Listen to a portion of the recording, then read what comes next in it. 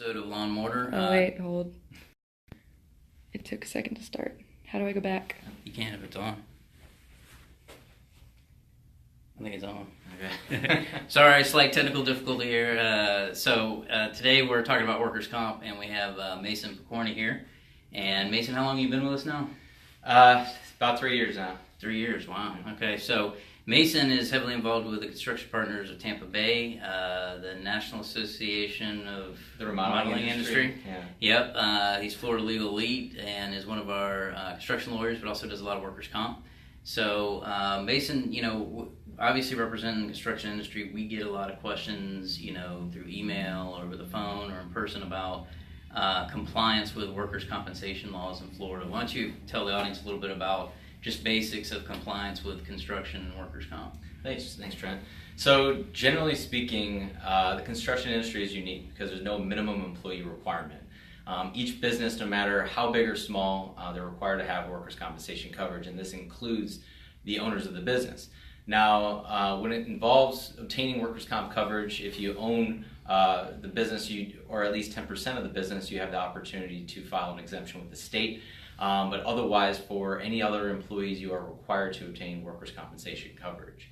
A unique aspect of the workers' compensation laws involving construction is that as a contractor, you're responsible not only for your own employees, but you're responsible for any contractor working under you. So that includes subcontractors and their employees, day laborers, etc.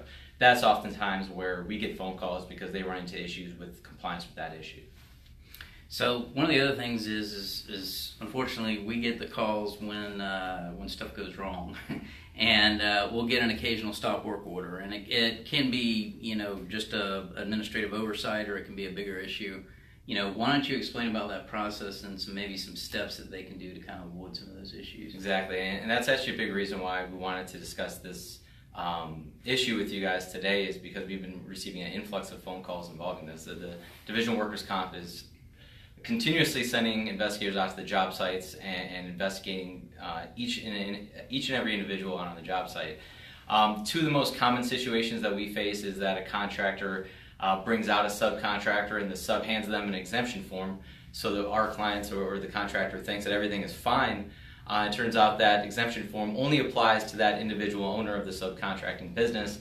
All the other laborers and employees that they bring out to the job site are not covered, and the investigator will find those individuals and learn that there's no policy covering them and issue a stop work order both to the subcontractor and the other contractor who hired them. The second most common situation that we see is when a contractor has coverage through an employee leasing company.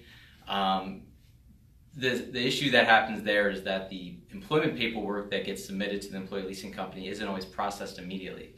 So an employee who's brand new to the company gets out to the job site, investigator learns that that employee is not under the policy through the employee leasing company yet, and they'll issue stop work order that way.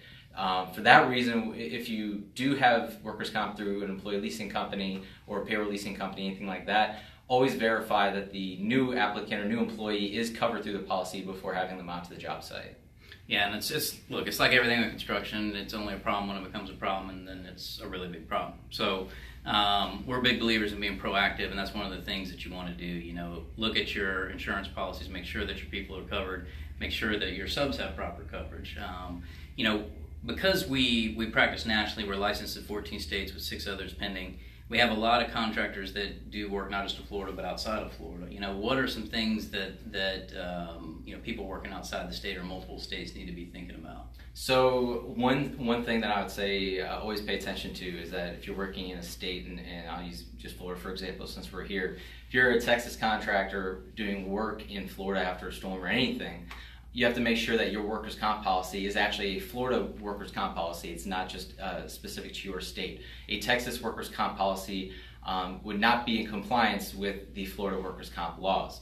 Another thing I would say to be very careful about, or to for record keeping purposes keep track of, is having a general ledger covering all payments and expenses associated with your business.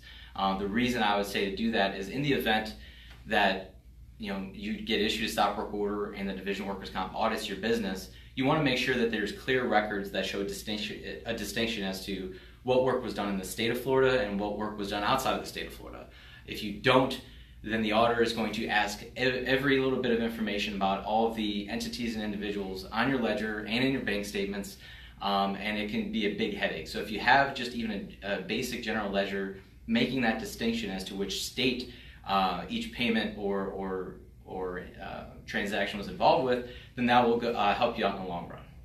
So, Mason, before we end things up, any other practical tips, things that the audience can take away from workers' comp, maybe stuff that they can look back at their books today and say, okay, well, if we do this, it might protect us. Any ideas? Certainly. So, along with the general ledger, I would emphasize to track all cash withdrawals and track reimbursements. Now, I'm sure for tax purposes, there's a general record-keeping process for most businesses out there regarding these issues, but the way the workers' comp laws go is that if you don't have adequate records showing where those cash withdrawals or what they were used for, showing these reimbursement payments, that will be imputed in your workers' compensation penalty. So always make sure to keep track of that. Also, if you engage subcontractors, there's something that you can work into contractually that could protect you. Now, if it's a subcontractor you use regularly, we always recommend having a master subcontract where if you need to have them out to a job site, all you need to do is have a purchase order and that references the terms and conditions of the master subcontract and go from there. If it's a specific project that you're using a subcontractor on only for that specific project, we would always recommend including indemnification language in that. And what I mean by that is in your subcontract, include a provision that basically has the subcontractor attesting to the fact that they're in compliance with Chapter 440 in the workers' compensation statutes.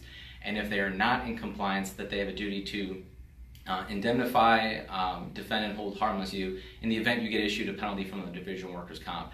Now, that doesn't necessarily prevent you from being issued a penalty from the Division of Workers' Comp, but in the event you are issued a penalty, that gives you a contractual avenue to recover those damages. Well, yeah, workers' compensation is one of the things that we get asked about no matter where we're at, and it's something that follows construction wherever you go. So make sure you stay up to speed on the rules. Mason is actually in our overflow office. We outgrew our building that you probably saw in a previous episode. This is literally right next door to OSHA on 301 here in Tampa. So if you have any questions for him, feel free to post in the comment section or give us a call at the mainline number. We're at cotneycl.com. As always, appreciate it. Check us out next week. Thanks. Thank you.